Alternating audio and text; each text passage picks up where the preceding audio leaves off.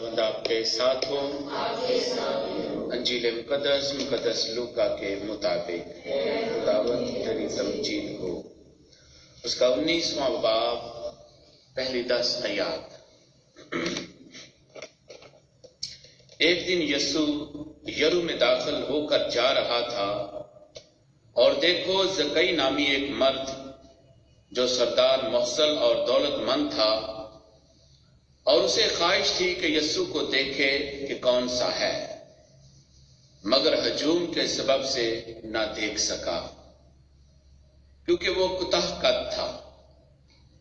तब आगे दौड़कर एक गोलड़ के पेड़ पर चढ़ गया ताकि उसे देखे, क्योंकि वो उसी राह से जाने को था। जब यीशु उस जगह पहुंचा तो ऊपर निगाह करके उससे कहा, ऐ ज़कई जल्द उतर आ, क्योंकि आज मुझे तेरे घर में रहना जरूर है। तब वो जल्द उतरकर खुशी से उसको अपने घर ले गया। लोग ये देखकर सब यूं कहकर इतराज करने लगे कि वो एक गुनहगार के यहां जा उतरा है। मगर ज़कई ने खड़े होकर खुदावंद से कहा, देख ऐ खुदावंद, मैं अपना आधा माल गरीबों को देता हूं। अगर किसी का माल नाहक लिया है तो उसका चौगुना देता हूं। तब यीशु ने उससे कहा कि आज इस घर में निजात आई, इसलिए कि यह भी इब्राहिम का बेटा है, क्योंकि इब्ने इंसान इसलिए आया है कि खोए हुओं को ढूंढे और बचाए। अंजील मुकद्दस के वसीला से हम सब के गुनाह मुआफ किए जाएं। तशरीफ रखें।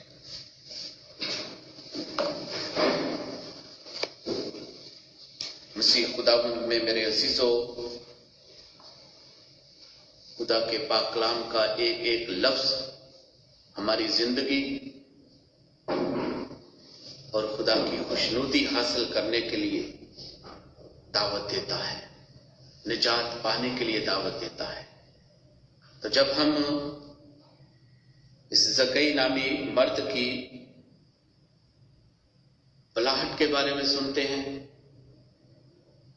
उसकी तांग और आरजू के बारे में सुनते हैं कि उसे आरजू थी कि यीशु को एक नजर देखे, तो आज के पाक कलाम के आईने में मैं और आप अपनी अपनी जिंदगी पर गौर करते हैं। जब हम देखते हैं, लिखा है एक दिन यीशु यरू में दाखिल होकर जा रहा था। इसका मतलब है कि यीशु यरू में ठहरना नहीं चाहता, जा रहा है। ना किसी घर में उतरना है, ना उसका प्लान है, ना मंसूबा है कि इस यरू में रहना है। इसका मतलब है कि यीशु जा रहा है। ये उसकी मोहब्बत और उलूहियत को के फ्लो को जाहिर करता है। यीशु जा रहा है, ठहरा नहीं, यानी प्लान है। और जब जा रहा है तो लिखा है, और देखो ज़कई नामी एक मर्द जो सरदार मोहसल और दौलतमंद था। अब उसका एक कंडीशन देखें, स्टेटस देखें कि दौलतमंद भी है और सरदार भी है। दौलतमंद भी है और उसका रुतबा और मर्तबा भी देखें, उसकी दौलत की मोहताज भी देखें। दौलतमंद है, किसी चीज की कमी नहीं है, लेकिन जिंदगी में खुशी नहीं है। दौलत भी है, स्टेटस भी है, रुतबा मर्तबा भी है, इज्जत भी है, लेकिन जिंदगी में खुशी नहीं। खुशी कब आती है हम आगे देखते हैं। और किसके आने से खुशी आती है? तू मेरी खुशी है, तू मेरा मजा है, यीशु खुशी है। ठीक है, हम आगे देखते हैं। लिखा है, और उसे ख्वाहिश थी कि यीशु को देखे कि कौन सा है। उसके दिल में एक तड़प थी, आरजू थी, एक तांग थी कि मैं एक नजर यीशु को देख लूं। ये उसके दिल में हसरत है कि यीशु को देख ले। और पाक कलाम में लिखा है कि जो कोई उसकी तलाश करता है वो उसे پا لیتا ہے. تو اسے آرزو ہے کہ یسوع کو دیکھے کہ کون سا ہے. اب یسوع کی پہچان کرنا، یسوع کو دیکھنا اس کے دل کی آرزو ہے، تانگ ہے، تڑپ ہے. پر یسوع کن کے درمیان ہے؟ ان کے درمیان میں سے بھی یسوع کو پہچاننا ہے. آگے لکھا ہے کون سا ہے؟ مگر ہجوم کے سبب سے نہ دیکھ سکا. یسوع کن کے درمیان ہے؟ ہجوم کے درمیان ہے. اب وہ یسوع کو دیکھنا چاہتا ہے لیکن ہجوم بھی اسے گزرنے نہیں دیتا. اب چھوٹے قد کا ہے، بہت بڑا ہجوم ہے، ان کے درمیان یسوع ہے. آج بھی دنیا میں ایسا ہے. بہت سارے مذاہب، بہت سارے عقیدے کے لوگ یسوع کو گھیرے ہوئے ہیں، لیکن ان کو شعور نہیں ہے کہ وہ کس طرف جا رہے ہیں. جب پاک کلام میں لفظ آتا ہے ہجوم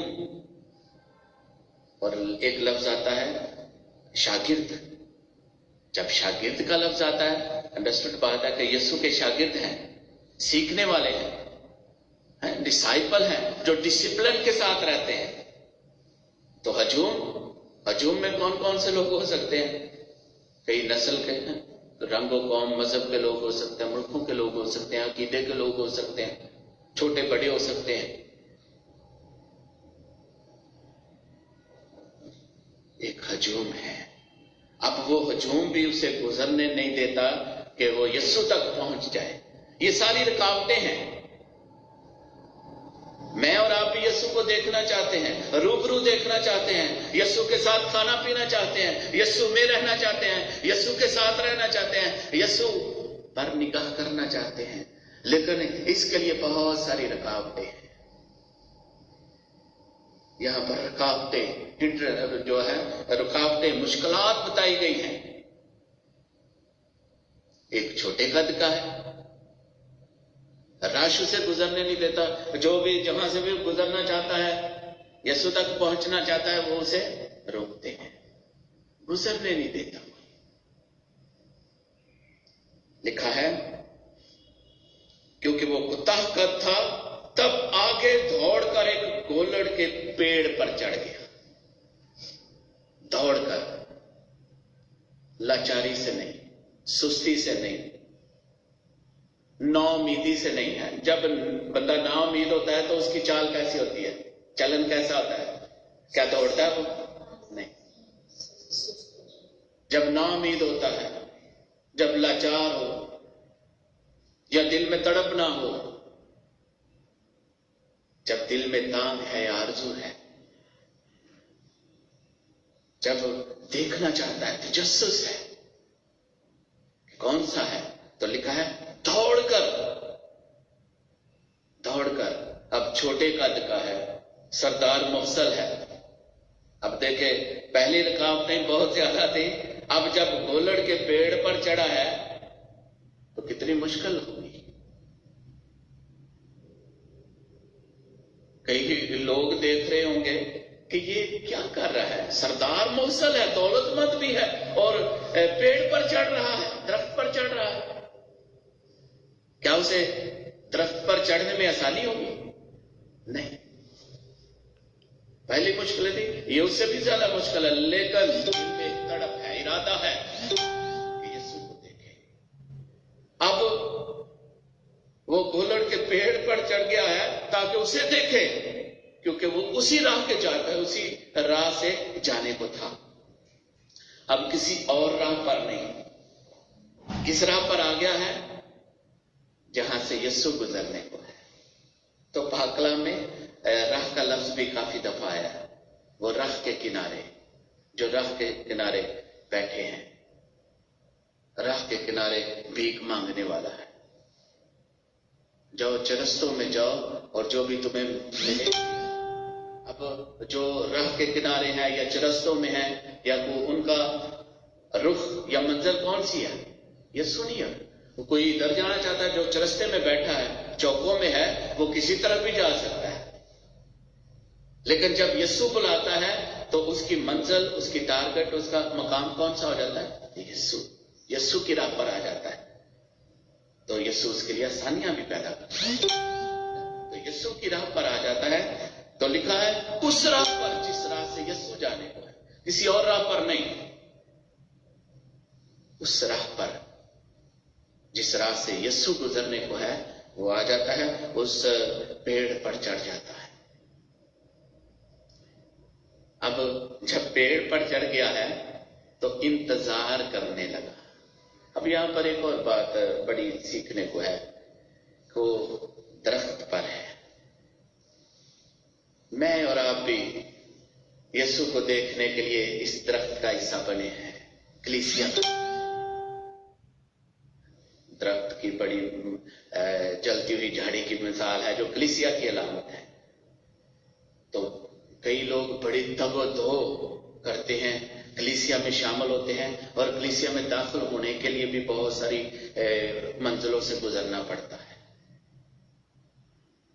ईमान का इकरार करना पड़ता है, शैतान को तर्क करना पड़ता है, उसके खोखले वादों को तर्क करना पड़ता है, उसके खोखले कामों को तर्क करना पड़ता है। बहुत सारी चीजों को छोड़कर हमें आगे बढ़ना है। और जब कलीसिया में आ जाते हैं तो हम उसको देखते हैं। तो पेड़ पर चढ़ गया है। अब यहां पर एक और बात देखते हैं कि वो इंतजार करने लगा। वेटिंग इज आर्ट, इतना आसान नहीं होता। अब वेट करने लगा, स्टैंड एंड वेट, यीशु का इंतजार करने लगा। अब उसे उम्मीद है कि यीशु इस राह से गुजरेगा। अभी ये मौसम जो है नवंबर का महीना, इसमें हम ज्यादातर जो तलावते हैं वो यौम आखिरत के बारे में, आमद सानी के बारे में पढ़ते हैं कि यीशु जल्द आने वाला है। ठीक है, तो वो जल्द आने वाला है, मैं और आप भी उसका इंतजार कर रहे हैं। कई लोग इस इंतजार में गुमराह भी हो जाते हैं, लेकिन मुझे और आपको पक्के ईमान के साथ, मजबूत ईमान के साथ, उम्मीद के साथ उसका इंतजार करना है। ये नहीं कि यीशु नहीं आएगा, यीशु आएगा। और ये वक्त, ये घड़ी सिर्फ बाप जानता है, खुदा जानता है कि कब यीशु आएगा। वो ज़कई के कहने पर नहीं आएगा, बल्कि खुदा अपनी पाक मर्जी से आएगा। खुदा जानता कब वहां से गुजरेगा, कब आएगा। तो वो इंतजार करने लगा। और लिखा है जब यीशु उस जगह पहुंचा तो ऊपर निगाह करके कहा। जब यीशु उस जगह पर पहुंचा तो ऊपर निगाह करके देखा। अब देखें जरा, ज़कई यीशु पर निगाह करना चाहता है, और जो यीशु पर निगाह करना चाहता है यीशु उस पर निगाह करता है, करम करता है, नजर करता है, उसे कबूल करता है। जो कोई यीशु पर निगाह करता है यीशु उस पर निगाह करता है। और हम देखते हैं बहुत सारी मिसालें हैं जो यीशु पर निगाह करते हैं। और पाक कलाम में लिखा है ईमान के बानी और कामल करने वाले यीशु को तकते रहो, देखो और चखो कि खुदावंद कैसा बना है। देखना है, तकना है, उसे निगाह करना है। देखो ये खुदा का बर्रा जो जहान के गुनाहों को उठा ले जाता है, देखना है। और वो यीशु ने उस पर निगाह की और उससे कहा ऐसे कई जल्द उतरा, क्योंकि आज मुझे तेरे घर में रहना जरूर है। और लिखा है कि वो जल्द खुशी के साथ नीचे उतरा, अपने घर में ले गया। हमने देखा शुरू में कि दौलत है, सरदार मोहसल है, लेकिन जिंदगी में खुशी